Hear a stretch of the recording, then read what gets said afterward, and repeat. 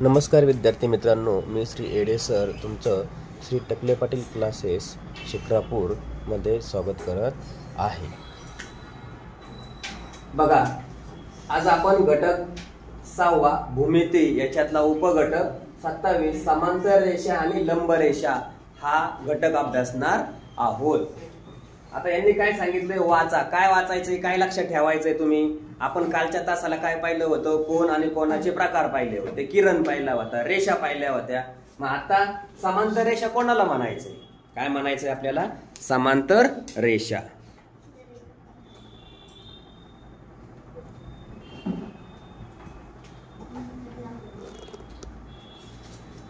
बघा, समांतर रेषा हा एक टॉपिक आहे. एकाच प्रतलातील, प्रतल म्हणजे काय? प्रतल म्हणजे हा जो फळा आहे याला आपण काय म्हणणार आहे? प्रतल म्हटलं जातं. काय म्हटलं जातं? प्रतल असं म्हटलं जातं. वहीचं पेज, पान यालाही प्रतल असं म्हटलं जातं. मग एकाच प्रतलातील परस्परांना न छेदणाऱ्या म्हणजे एकमेकींना न छेदणाऱ्या, परस्परांना म्हणजेच एकमेकींना न छेदणाऱ्या रेषांना समांतर रेषा म्हणतात. काय म्हणतात? समांतर रेषा म्हटलं जातं. समांतर रेषा कोणत्याही बाजूला, बघा, कोणत्याही बाजूला कितीही वाढवल्या तरी त्या एकमेकांना छेदत नाहीत. वाचन काय? बघा, रेषा PQ आणि तिला समांतर रेषा कोणती? RS. आणि मग वाचन रेषा PQ समांतर रेषा RS असं केलं जातं. आणि लिहिताना रेषा PQ समांतर रेषा RS असं लिहिलं जातं. हे झालं लिहिण्याची पद्धत. मग तुम्हाला जर अशा रेषा दिल्या उभ्या, या दोन, यांना पण काय म्हणणार आहेत? समांतर रेषा. उदाहरणार्थ बघा, हे दोन पेन आहेत आणि हे दोन्ही पेन काय केलेत? आहे तसे असे ठेवलेत. यांना समांतर रेषा म्हणायचंय. यावरती किती लांब वाढवल्या तर त्या एकमेकांना काय करणार नाहीत? छेदणार नाहीत. आणि म्हणून या रेषांना म्हणायचं समांतर रेषा असं म्हटलं जातं. दुसरं उदाहरण घेता येईल. तुमच्या वहीमध्ये असणारे पानं आणि त्या पानात काय केलेले आहेत? मारलेल्या रेषा, ओळी, यांनाही काय म्हटलं जातं? समांतर रेषा असं म्हटलं जातं. हे झाले त्याचे काय उदाहरण. ओके.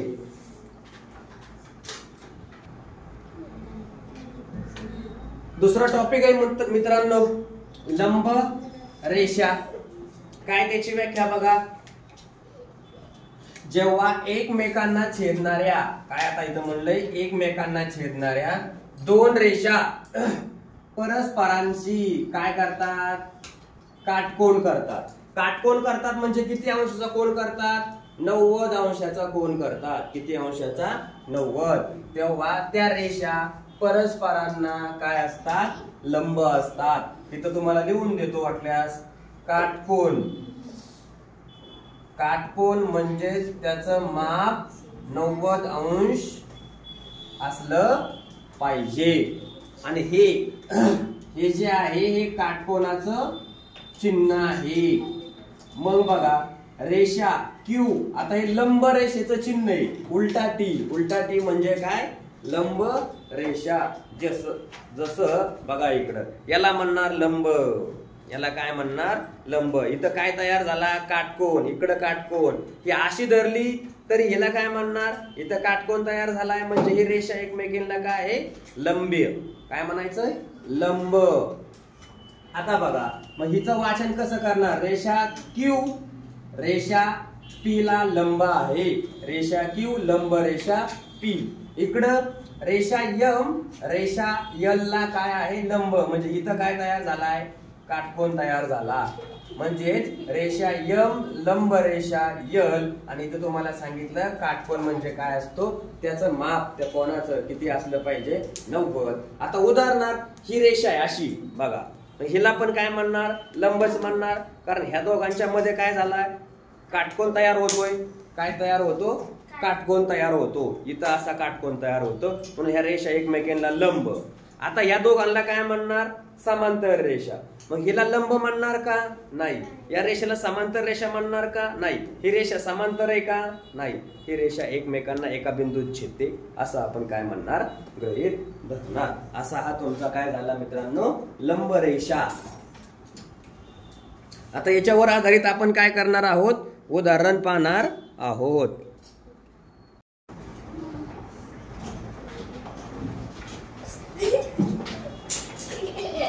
समांतर रेषा, लंब रेषा याच्यावर आपण उदाहरण अभ्यासत आहोत. काय प्रश्न आहे पहिला बघा. एका रेषेला लंब असणाऱ्या दोन रेषा परस्परांना टिंबटिंब असतात. आता आकृती सहित दाखवतो तुम्हाला बघा. काय म्हणतायत ते? काय म्हणतायत ते बघा. एका रेषेला लंब, मग इथं आपण उत्तर लिहितोय. ही एक रेषा आहे. ही एक काय आहे? रेषा आहे. आता यांचं म्हणणं काय आहे? लंब असणाऱ्या दोन रेषा.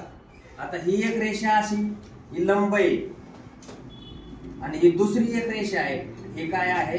लंब आहे. प्रश्नाचा अर्थ काय आहे? एका रेषेला लंब असणाऱ्या दोन, इकडे लक्ष द्या. ही एक रेषा समजा तिला म्हणूया आपण यल, आणि ही दुसरी रेषा आहे तिला म्हणूया आपण यम, आणि ही दुसरी यल. मग एक रेषा यल ला रेषा यम काय आहे? लंब आहे. लंब म्हणजे काय? आता म्हणायचं लंब. काटकोन आहे का नाही? इथं पण काय झाला पाहिजे? काटकोन झाला पाहिजे. याला म्हणायचं लंब रेषा. मग ह्या रेषा यल ला रेषा यम आणि यन काय आहेत? लंब.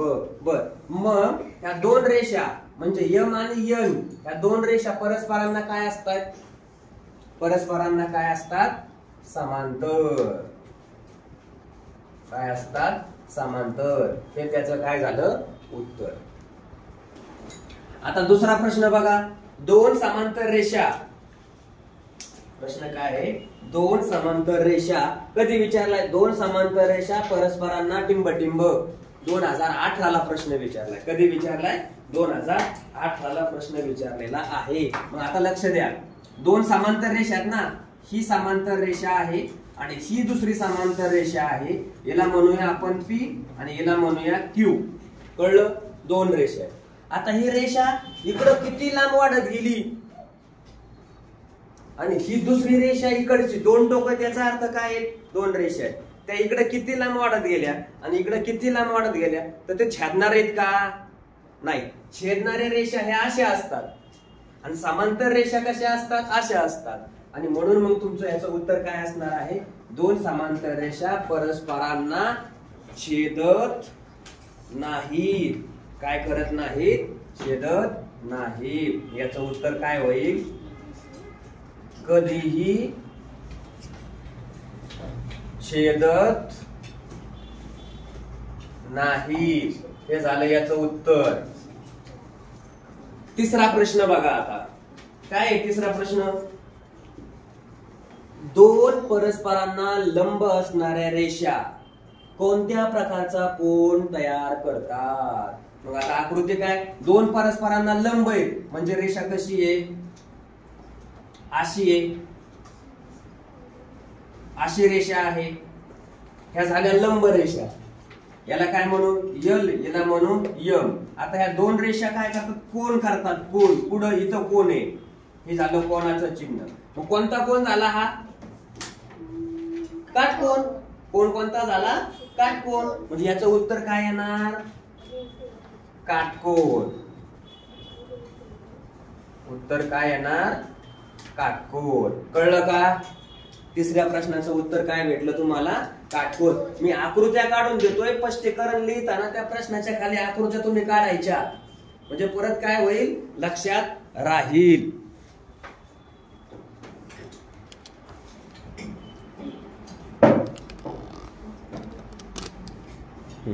आता बघा चौथा प्रश्न आहे.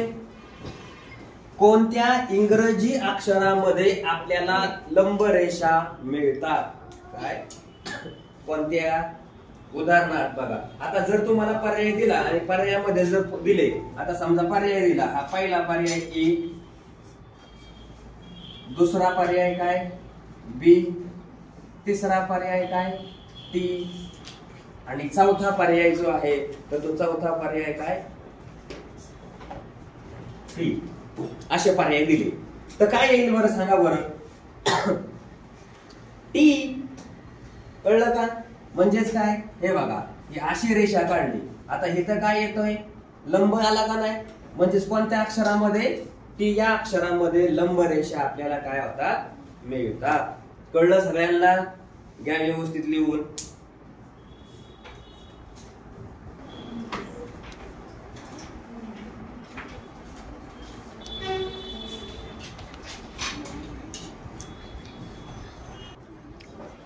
पाचवा प्रश्न आहे मित्रांनो, चौरसाच्या लगतच्या भुजा परस्परांना टिंबटिंब असतात.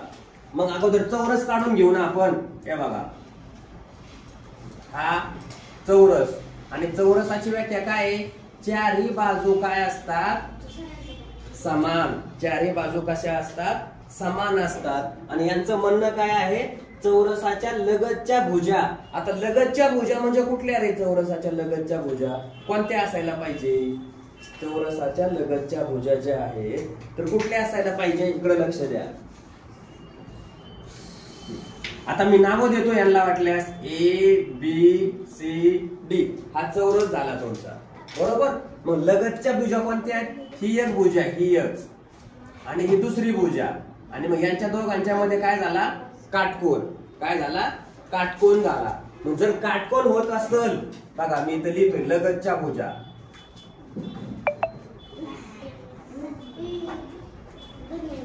लगतच्या भुजा कोणत्या आहेत,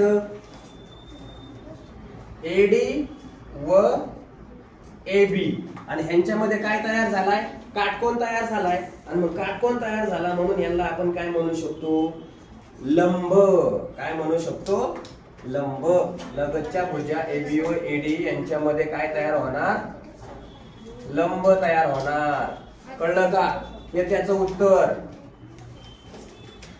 आता 6वा प्रश्न आहे बघा, कितवा 6वा, काय आयताच्या. मग आपल्याला आयत काढून घ्यावं लागेल अगोदर. मग आयत, हे बघा या आकृतीला काय म्हणायचं आयत. आता याच्यात काय आयताच्या सम्मुख भुजा, आयताच्या सम्मुख हा शब्द आलाय सम्मुख.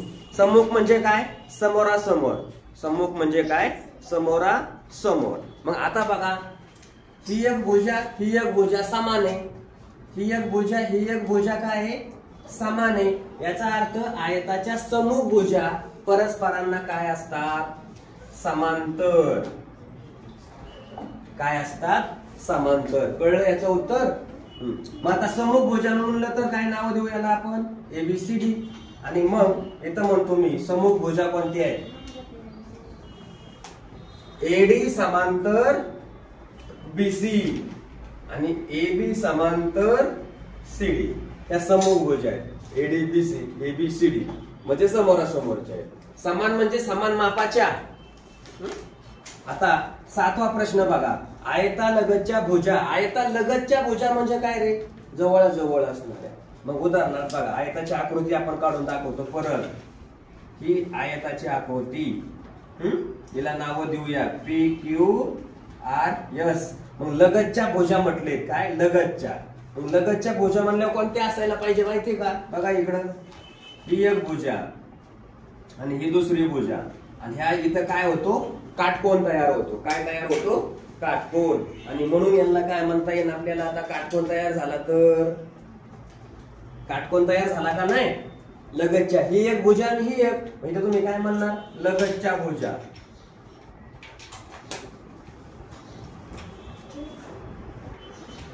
बघा कोणती आहे पीएस व पीक्यू, पीएस आणि पीक्यू. आणि मग या भुजा कशा असणार लंब. हे झालं त्याचं उत्तर. काय झालं ते त्याचं उत्तर झालं. कळलं.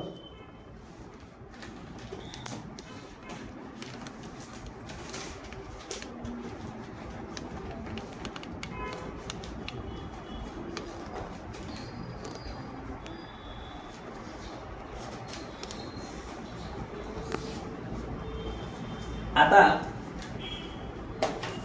दुसरा प्रश्न आहे त्यांचा, काय प्रश्न आहे? दुसरा प्रश्न आहे कितवा? 8वा. काय प्रश्न आहे? बघा प्रश्न काय, तुमच्या वहीच्या लगतच्या बाजूंमध्ये किती अंशाचा कोन होतो? ही तुमची वही आहे, बरोबर. आता ही एक बाजू आहे, ही दुसरी बाजू आहे, ही तिसरी आणि ही चौथी. किती बाजू झाल्या वहीला? 4. आणि समोरासमोरची भुजा, ही एक बाजू आणि खालची एक बाजू सम्मुख भुजा. ही एक बाजू, ही एक बाजू सम्मुख भुजा. पण ही खालची बाजू आणि ही बाजू ह्या काय झाल्या? लगतच्या. मग लगतच्या भुजा म्हणल्या. आता बघा मी काय केलं, बरोबर. मग ह्यांच्यामध्ये काय तयार झाला? आता इथं काय तयार व्हायला पाहिजे? इथं काटकोन. काय तयार व्हायला पाहिजे? काटकोन. कळलं का? त्यालाच आपण काय म्हणणार आहे? आयता लगतच्या भुजा झाला. आता तुमच्या वहीच्या लगतच्या 2 भुजाचा प्रश्न चाललाय. मग काटकोन म्हणजे किती अंशाचा कोन असतो? हे बघा हा काटकोन आहे. मग काटकोन म्हणजे किती अंशाचा कोन असतो? 90 अंशाचा कोन असतो. काटकोन म्हणजे किती अंशाचा कोन? 90 अंशाचा कोन. हे झालं तुमचं काय उत्तर. कळले? असे हे तुमचे किती प्रश्न झाले? 8. आता याच्यातले राहिलेले प्रश्न जे आहेत तुम्ही काय करणार आहात? सोडवणार आहात. कळलं? असा हा तुमचा टॉपिक उपघटक 27 समांतर रेषा आणि लंब रेषा काय झाला? संपला. व्हिडिओ जर तुम्हाला चांगला वाटला तर काय करायचं आहे? तुमच्या मित्रमैत्रिणींना शेअर करायचं आहे. म्हणजेच आपला यूट्यूब चॅनल कोणता?